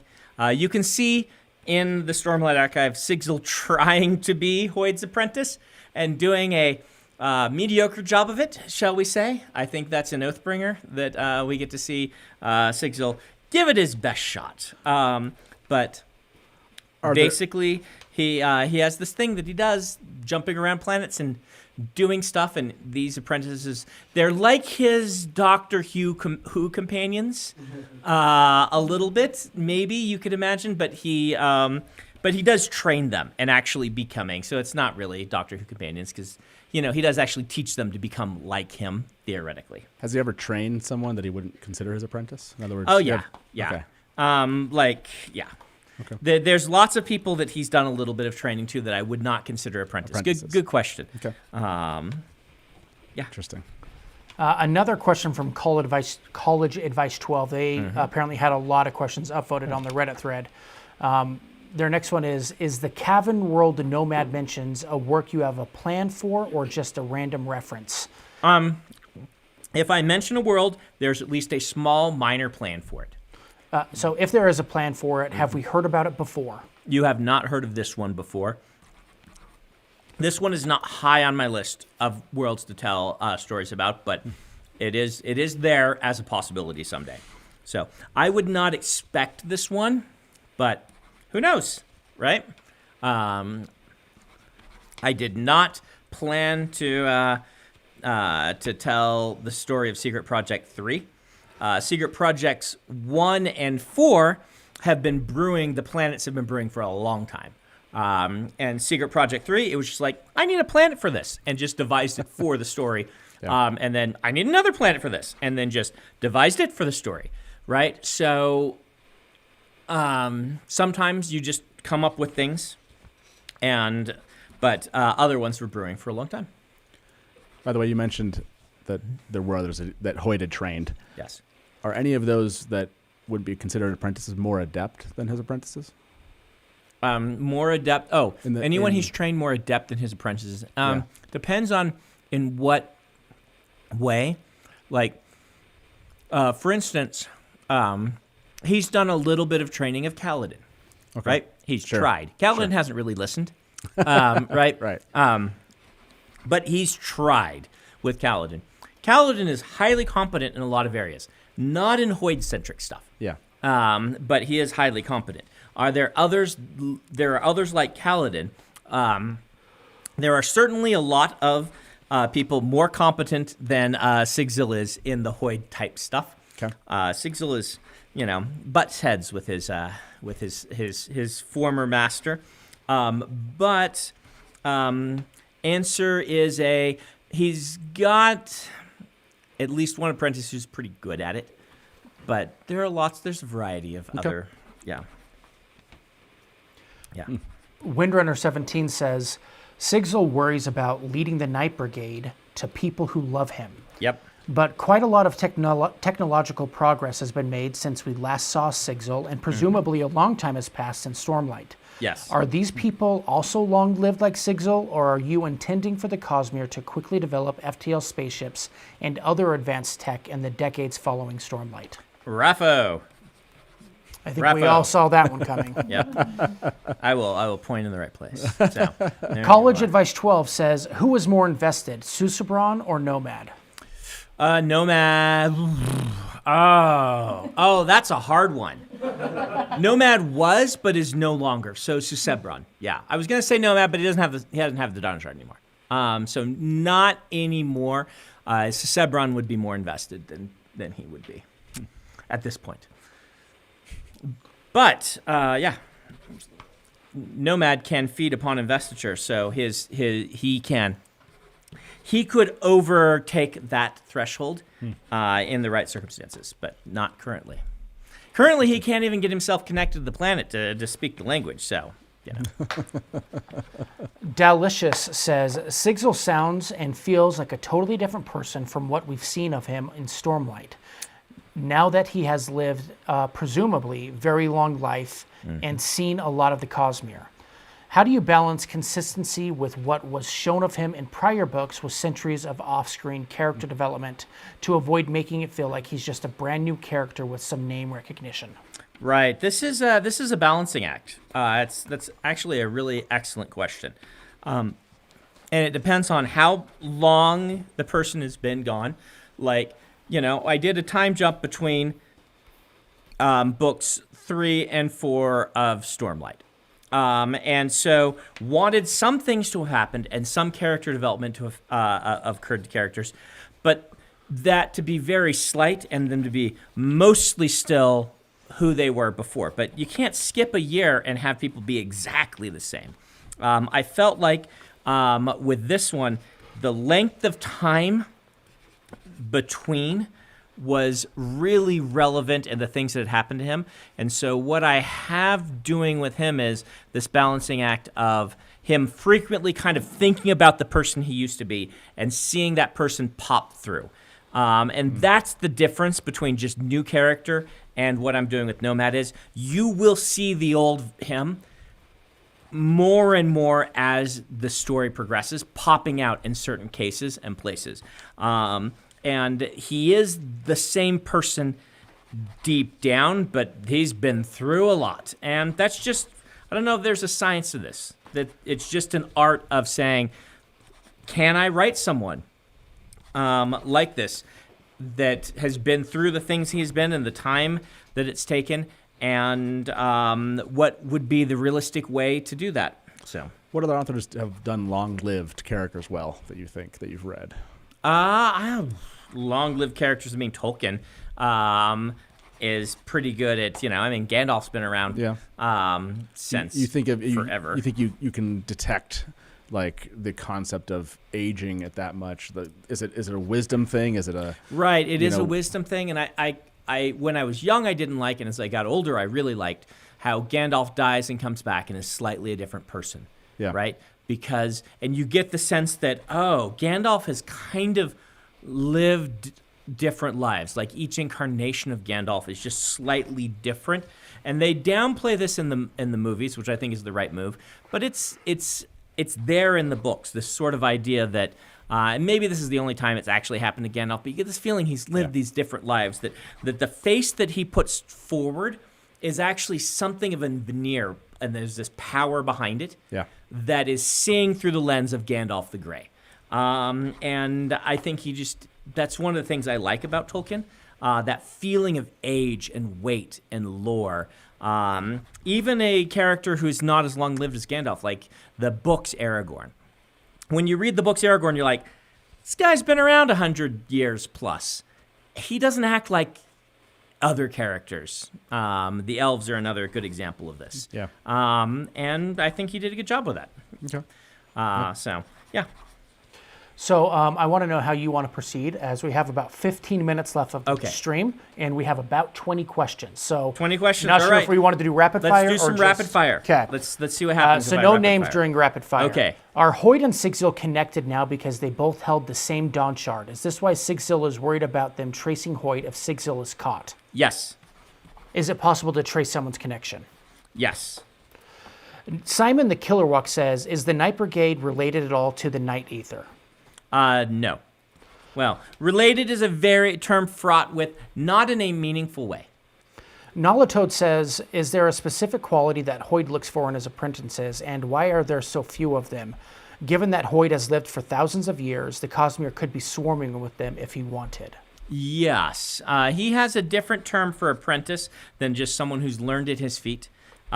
He looks for ineffable things that are difficult to put a finger on. Potential. He looks for potential. Did the Threnodites migrate? These Threnodites did. This is not the main core group of Threnodites. Nomad and Auxiliary refer to each other as Knight and Squire, even though Auxiliary is also referred to as a Spren. Auxiliary also calls himself Dead, even though, quote-unquote, dead Spren usually cannot talk. However, we know that cognitive shadows are also referred to as Spren by various people on Roshar. Based on this language, can we infer that, at some point before Nomad left Roshar, Surgebinders learned how to Nile bond with the cognitive shadows of deceased knights radiant instead of true Spren? Wow. It's an excellent question. So good. That is a stretch of an assumption. And a short answer. I love it. Previously, you've talked about a YA story focused on an apprentice of Hoyd that was trapped Yes. on a planet with a kite-based magic system. That is correct. Is that still a thing, or did the seeds of that become the Sunlit Man? Nope, still a thing. Very Nice Name 16 says, Sigzil mentioned that perhaps billions of people die every day in the Cosmere. This would require about 6,000 modern Earths. Was this a mistake, or has the scale dramatically increased from the 50 to 100 stars you mentioned? Nah, it's Sigzil exaggerating. He's Hoyd's apprentice. He has dramatic license and hyperbole as a tool that he can use at will. He has no idea how many people actually die. He's not going to run them. Well, he could run the math. He's that type of person, but he has not run that math. Is Naz aware of other Threnodites living on other planets, and is he one of an offshoot Threnodite spared from the evil? So he is aware of others, but I'm going to Raffo what's up with Naz. Can you tell us the name of one of Hoyd's apprentices besides Sigzil? I can, but I won't. Raffo. Nice. There has been some confusion about what gender Ox Yep, is. we did already this got that already. one. Yep. Are Sigzil, Skips, and Yumi's the painters swap using the same mechanism? There you go.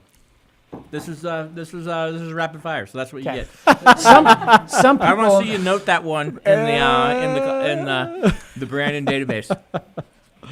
Some people on the Secret Project 4 planet wear long white coats and wide-brimmed hats appear to be popular as well. Does this have any significant connection to the very similar outfit that Vale wears? Raffo. I wonder if they're going to read into that answer. I don't know. Interesting. Hey, Brandon, do you hate Threnodites? They seem to be getting the short end of the Cosmere stick now that we've seen them in two extremely volatile worlds. What did they ever do to you, or any shard? I feel so bad for them. I don't hate them, but, sometimes we hurt the ones we love. Wow. And, oh man, they're referencing something I wish I could forget. In your first live stream, you told us to watch for your take on the Monte Cristo revenge narrative. Yes. Is that Secret Project 4? It is not. If you can't say, Could you at least tell us whether or not it's going to be in the Cosmere and whether or not it is one of the projects we already know about? Raffo. Sorry. I need to go delete that stream. Adam's so embarrassed by the So lighting and embarrassed. stuff on That the was the Well, it first- was from the phone too. Oh, it was on your phone? From the phone, no microphone, first stream. no lighting. That's how everybody feels about that. Yeah, through Wi-Fi because I was on the phone. Oh man, our first stream, like it basically went. We had to like start over in the middle of it, start a new stream. It was That's happened to us several times. I don't Yeah. want to talk about it. Less these days than it used to, though it did happen on our first one of for some reason, yeah. of the Kickstarter ones. We had all kinds of tech issues. YouTube was weird that Yeah. Mm. Could Zigzil leech away investiture from a mistborn burning metals if he touched them? Raffo. What investiture is auxiliary most linked to? Raffo. Could one assume by what Nomad said that Radiant Oaths can circumvent the consequences of holding a Dawn Shard? Also, if so, since Hoyd has design as a Sprin, what does it mean for him? Yes, potentially. And Raffo. Reference earlier discussions in this stream, however. Can any invested person skip to other planets if they have enough investiture and the knowledge to do so? If not, is this ability specific to Nomad? So what's happening with Nomad is fairly individual to him, though based on Cosmere logical principles. And I think we can end the rapid fire. We have 3 questions left Okay. in 9 minutes. oh So good. Because I have a question. feel free to turn return to form. Or you can take a few from the chat. if I you think want. they've still been polling them. Okay. But so- So if there's Go any ahead. more, No, please. Matt's got please one. leave them. Oh, Matt's So got you one. said that Hoyd looks for people that have kind of an ineffable quality. Yes. Is Shalon? Shalon was someone he was considering strongly for an apprentice. Okay. Was. we all heard it. There you go. Dalicious says, is there similarities between what happened to Ox and what made Nightblood what it is? The way Ox was talking about needing large sources of investiture to work properly reminded me of Nightblood's hunger. This connection is not as deep a one as you seem, though there is a small one. So as you seem, I phrased that wrong. As it seems to seem to you, it's not as deep as that, but there is some connection there, not capital C connection. The technology and cost of having an entire society that is constantly on the move because the day side of a planet is too hot to be exposed to would be beyond immense. For someone to endure that cost, there would have to be some huge upside for colonizing the planet. Does this planet have some awesome natural resources? Will we find out what they are? You will find out why the people are there in the book.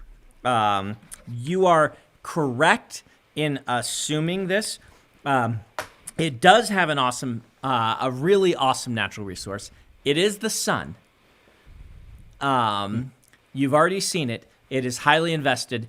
If you could channel that power, it would be very, very useful power source. There aren't many people who could do what has happened here. And I will just say that I chose the group of Cosmere people that I put on this planet very intentionally and deliberately. This next question may have already been answered, but I'm going to ask again just in case. Oz from the chat says, can Sig skip with someone else? Could he help or teach someone to travel in that manner? I think you answered the question, second, but but I'm I'm going not to the raffle first. it. Okay. It is a good question. Lots of smart questions, as normal, this stream. Caterwaller says, is one of the reasons Hoyd is more open to this piece due to the fact that he is speaking Lightweaver ideals and truths? Raffo. Yeah. Ultimate Inferno says, do Hoyd's apprentices have a relationship with one another or are they complete strangers? Raffo, that would give you perhaps too much information. We'll let that play out naturally as the future progresses. Flavia says, is the relationship between Sigzil and Ox what Adolin and Maya could have? Oh, that's got to be a Raffo. Depends on what they mean by relationship. Okay. So it is theoretically possible. Daniel McCarthy Nice. says, could you charge spheres with this sun? You could charge spheres with this sun if you managed to find spheres that didn't melt. So And you could also charge white sand with this sun really easily, and then you would have melted sand, and no, that turns into glass. You're halfway to spheres. you're halfway to spheres. Yes. So yeah. But Noah, Noah Roger says, what would you call a citizen of the Cosmere? Cosmerian? Cosmerite? Cosmernaut? This has never been asked before? that hasn't been asked before. Well, What? these things do not. These things go How way. has- It's probably locked. How has but this we- not been yeah. asked before? That's crazy. We've talked about Cosmere not, but that I've used that more for fandom people. yeah. And things like that. So I'll have to think about that. Like, do we have a term for a citizen of the Milky Way galaxy? Well, how maybe this is the question then. How much of the Cosmere, how much of the people that live in the Cosmere recognize or know they live in the Cosmere? A small percentage of them. That depends on where your timeline is. If you're at the timeline where we are, Yeah. kind of for the mainline books, very few recognize. Okay. Are what we call Cosmere aware. By the future timeline, a decent number of planets know, but more planets don't know than do. Is decent a 10%? What's the Yeah, what's yeah, decent? 10% is a pretty good Okay. rule of thumb there, I would say. Yeah. Okay. So we're getting a lot of good suggestions. One that I like the most from Alec Embry says they should be called cosplayers. That's very good. I have a question for you that goes back to the Wheel of Time and how you mentioned that they're the point of view side of Rand, and when they actually made a TV series of it, they kind of stepped back from that because they couldn't tell the story that way. Right. Have you thought about that for Way of Kings? If you did something with Way of Kings, for example, how would you frame maybe a storytelling for either a movie or television series that is not point of view driven? So you can do point of view in movies and television shows. And most television shows and movies are told from a point of view. What you don't generally, like, for instance, you could frame the Wheel of Time in a television show still from Rand's viewpoint. You give him the bulk of the things, you show his emotional conflict and these sorts of things. But you can also, in a film, back off and not have a viewpoint protagonist. In the same way, like a book, it's particularly modern storytelling with Third Limited. You kind of have to know what the characters know. Right. And I would say that the Wheel of Time does use a perspective. It uses a multicast perspective, with Moiraine being the main one, but you are in different viewpoints at different times in that. So it just means you have to take what is internal monologue and figure out how to show it on screen through a conversation or things like that. And that's what screenwriters are really good at doing. So, So I don't think you still it's- look at like yeah. Kaladin's Yeah. plot and I still kind of think that tell that story as yeah. it's told. Stormlight, we would do an A plot, a B plot, and a C plot. Okay. The A plot would be Kaladin, and then the B plot per episode would switch B and C. You'd have probably all three characters, Kaladin, Shallan, Dalinar. Okay. But who's got the B and who's got the C would switch per episode based on what we're doing with them. And then Kaladin would always be the A story, most Okay, so likely. you wouldn't pull back from that. You would. I you would not. stay. I Okay. built Stormlight pretty much like I didn't do it on purpose, but by instinct, I built Stormlight to have A plot, B plot, C plot already built in to the first one. I think it's actually, if we're doing it as a show, which is what we would have to do with Stormlight, rather than a film, it's actually a pretty easy adaptation compared to something like The Wheel of Time, I feel. So Yeah. Okay. I was just curious how you've thought of that. I've thought about it Yeah. a lot, and I think Stormlight adapts pretty easily. It's way easier than something like Dune, and we saw how Dune worked pretty well if you've got the right director. I think that Stormlight just naturally has things that television writing is looking for. So Cool. It just needs a large budget, It doesn't. Yeah, which right. is a challenge. Yeah. So, all right, everybody, I think we are done. We're gonna let everybody here but Matt go get food. Oh wait, they did get you food. Yeah, thank you for having me. And thank you all so much. I look forward to seeing what you think about excuse me. Matt's phone call. I look forward to seeing what you think about tomorrow morning. And we have 48 hours, less than 48 hours. We're into 2 days left on our Kickstarter. So, yay.